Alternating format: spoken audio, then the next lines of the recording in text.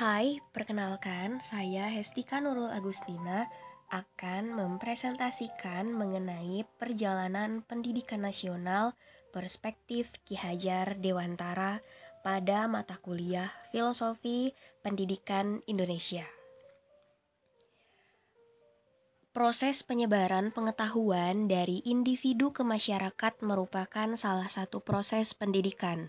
Bila ditinjau dari sudut pandang tersebut, sejarah pendidikan telah dimulai dari masa sebelum manusia mengenal tulisan sampai tiba pada sekitar tahun 1930-an, penjajah Belanda membuat kebijakan politik pendidikan pemerintah, yaitu seluruh sekolah swasta yang tidak dibiayai oleh pemerintah Belanda harus memiliki izin. Guru yang mengajar di sekolah swasta juga harus mendapatkan izin dari pemerintah terlebih dahulu. Dan materi pelajaran yang hendak disampaikan kepada siswa sekolah swasta tidak boleh melanggar peraturan negeri dan harus sesuai dengan sekolah pemerintah. Hal itu menunjukkan bahwa kebijakan pendidikan yang diselenggarakan oleh kaum pribumi dengan pendidikan yang dilakukan pemerintah kolonial tersebut menciptakan diskriminasi terhadap pendidikan. Kebijakan tersebut jelas sangat merugikan sekolah-sekolah yang dikelola oleh anak bangsa. Sementara pada kalangan menengah ke atas, pribumi terutama para bupati mendirikan di wilayahnya masing-masing untuk mendidik calon pegawai. Kemudian tahun 1866 muncul sekolah guru di Solo yang selanjutnya pindah ke Magelang dan Bandung.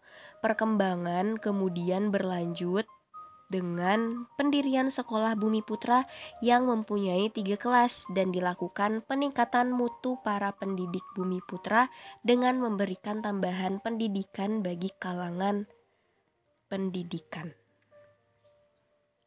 Selanjutnya, Ki Hajar Dewantara mendirikan perguruan taman siswa pada tahun 1922 yang merupakan cikal bakal perubahan sistem pendidikan Indonesia.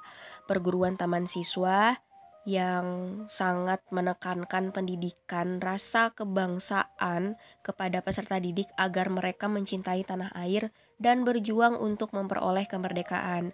Menurutnya, pendidikan yang mengena kepada bangsa Timur adalah pendidikan humanis yang mengarahkannya kepada politik pembebasan atau kemerdekaan.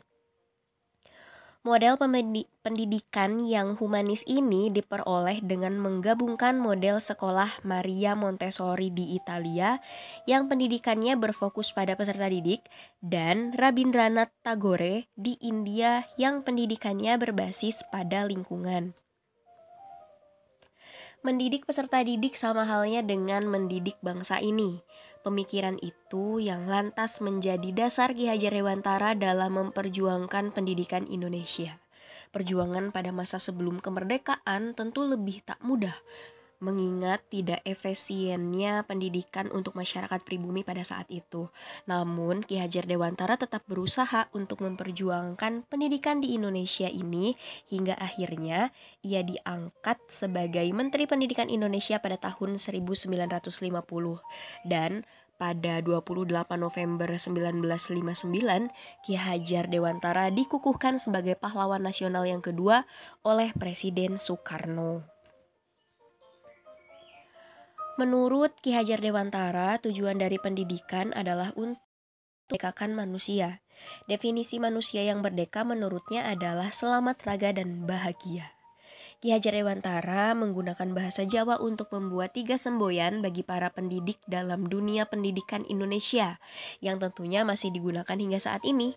Semboyan tersebut adalah Ingarso Sungtulodo, yang berarti di depan menjadi contoh atau panutan.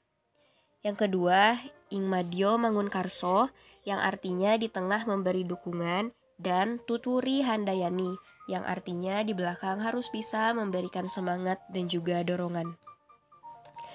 Pancasila dan filosofi pendidikan Indonesia Ki Hajar Dewantara saat ini masih digunakan sebagai acuan dalam merumuskan kurikulum dan juga sistem pendidikan di Indonesia, sehingga kedepannya diharapkan pendidikan di Indonesia dapat memerdekakan manusia.